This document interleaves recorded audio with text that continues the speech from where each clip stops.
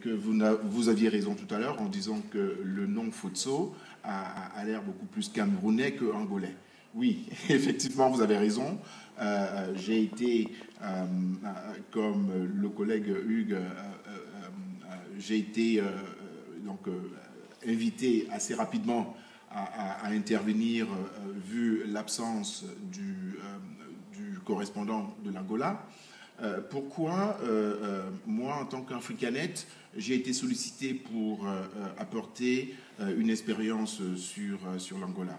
En fait, l'Angola, il y a quelques années, était à peu près dans la même problématique que vous, c'est-à-dire qu'un certain nombre de ressources présentes donnaient beaucoup d'avenir et il mettait en place effectivement un certain nombre de structures, d'organisations pour pouvoir passer à une phase d'exploitation. Et Africanet étant une société qui n'est pas dans le secteur d'exploitation ni minière ni pétrolière, mais plutôt une société qui offre des soutiens en termes de mise en place d'infrastructures, de communication, d'Internet, d'interconnexion de sites, vu la nécessité de toutes les entreprises opérant dans le secteur minier et dans le secteur pétrolier d'avoir accès à ces moyens de communication, notre board, il y a 7 ans, a décidé, effectivement, vu l'implantation et vu les besoins de l'Angola, a décidé, effectivement,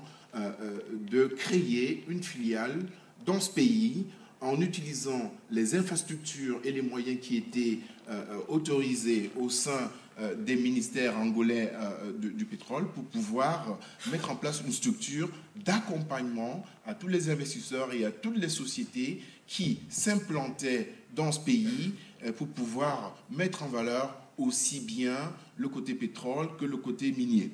Donc mon intervention va être très très moins riche que celui de Hugues, avec beaucoup de détails. Vraiment, je le félicite pour ça. Mais je vais aborder mon intervention dans l'angle de quelles sont les difficultés, par exemple, que nous avons en tant que société de soutien, en tant que société de soutien aux investisseurs et aux sociétés qui s'implantent pour exploiter les divers gisements ou exploiter tout ce qui se présente donc pour l'Angola. Quelles sont les difficultés auxquelles nous avons confrontés? Parce que je pense que ce type de difficultés, si les pouvoirs publics béninois prennent conscience de ces différentes difficultés, ça permettra que certaines choses soient évitées pour que ce type de métier, effectivement, puisse intéresser beaucoup de monde et que les exploitations se fassent, effectivement, dans de bonnes règles.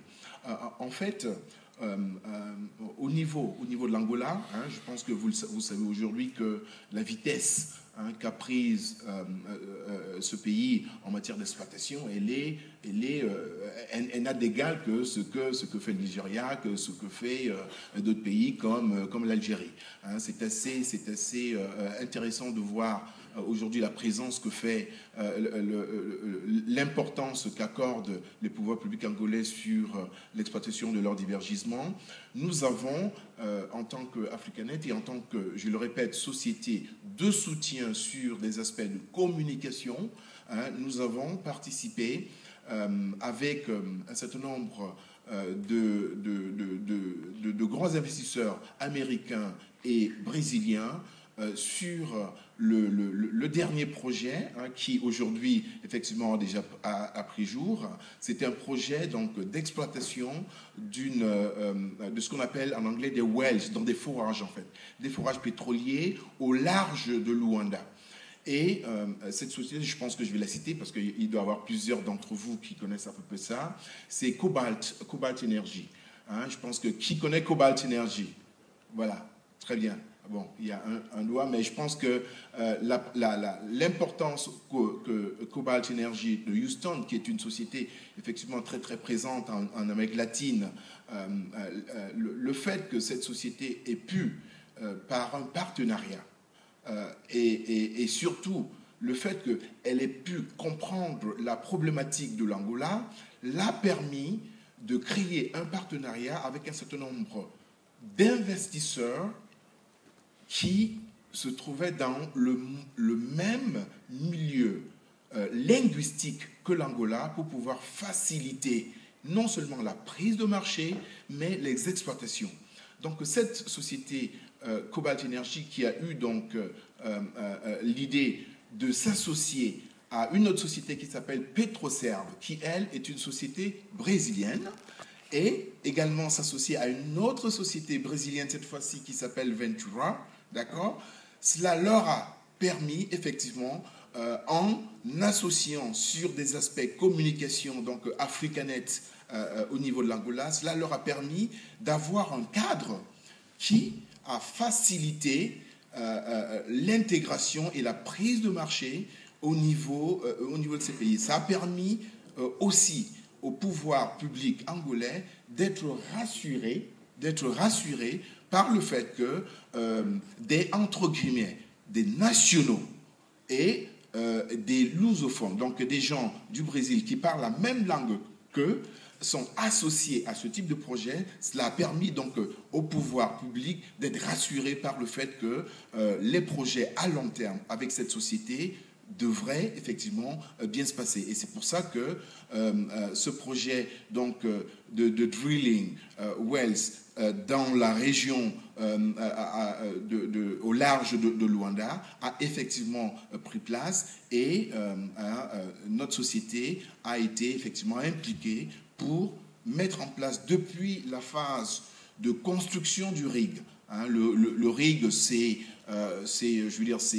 l'immense engin où vivent entre 100 et 150 personnes au large des côtes pour faire de l'exploitation. D'accord ?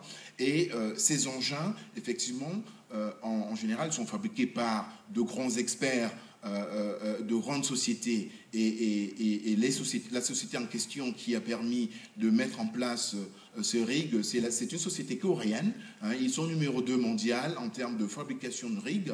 Ça s'appelle DCME, d'accord, très présent effectivement dans tout ce qui est Asie et effectivement a été associé par Cobalt, qui était le grand concessionnaire de ce projet, à pouvoir mettre en place donc, cet engin, cet énorme engin au niveau de la Corée. Donc toute la construction s'est passée là-bas. Et la société Africanet, donc la société que je dirige, a été associée depuis la phase mise en place des installations de communication. Hein, et comme vous le savez, Internet ou les moyens de communication, c'est un peu comme... c'est un peu comme le sang qui coule dans vos veines. Hein. Donc, tous ces engins ne peuvent pas fonctionner si on n'a pas en place, au sein de ces équipements, au sein de ces engins, des moyens d'amener de la communication fiable et d'amener effectivement tout ce qui est réseau assez stable pour permettre que toutes les données soient effectivement échangées entre les plateformes d'exploitation, qui sont des plateformes offshore ou des bureaux onshore et également avec des sièges qui sont soit des sièges à UK ou soit des sièges à Houston pour le cas effectivement de ce projet Angola. Donc l'importance effectivement l'importance de la langue a joué également sur ce choix. Le choix d'une société présente sur le plan du territoire a permis effectivement d'avoir la participation des nationaux. Et là-dessus, j'aurai 3 points que je vais mentionner tout à l'heure, qui sont des leçons à apprendre, parce que c'est un peu ça, je pense que le Bénin doit pouvoir en tirer profit. Oui. Donc, vous clés en 2 minutes. Voilà, merci. Donc, ces aspects, effectivement, qui permettent de mettre en place un certain nombre d'infrastructures pour faciliter l'exploitation, doivent être encadrés par un certain nombre de mesures qui facilitent l'implantation des sociétés étrangères au sein du tissu local, au sein du tissu local du pays en question. Nous avons par exemple pour ce projet Angola, on a eu à se confronter à des problèmes de licence. Pas de licence d'exploitation du pétrole, mais des licences en termes de communication. C'est-à-dire que la société qui a le consortium pour produire doit effectivement s'associer à des sociétés de communication. Or, les lois et les autorisations d'importation défiscalisées ou des avantages douaniers d'équipement avaient été contractés uniquement pour des équipements purement liés à l'exploitation du pétrole.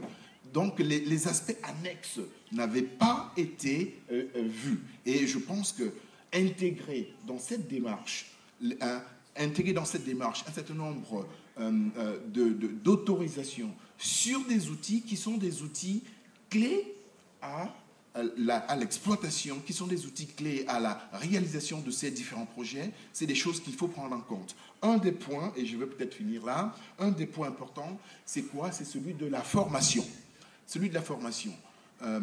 Nous avons été confrontés sur ce projet par le fait que le tissu local, vu ce que nous faisons, qui est un métier donc de fourniture effectivement par satellite, donc des moyens de communication, des moyens Internet, vu le niveau de technologie, nous avons été confrontés par le fait que la plupart des ingénieurs locaux que nous avions sur place n'avaient pas tout à fait le niveau de qualification nécessaire. Donc, permettre la mise en place soit des formations additionnelles, soit des structures universitaires, soit des sessions de formation. Et c'est ce que nous faisons aujourd'hui, hein, parce qu'Africanet, on est présent dans 10 pays. On va du Gabon au Ghana, au Cameroun, au Tchad, où on a beaucoup d'implantations. On va également au Congo. Donc, dans ces pays-là, nous mettons en place des sessions de formation qui permettent effectivement à tous ces ingénieurs de communication d'avoir le background nécessaire pour qu'ils puissent être facilement associés à des projets de ce type qui, eux, ont besoin d'un certain niveau très élevé en matière de technologie. Je vous remercie, Monsieur le Président.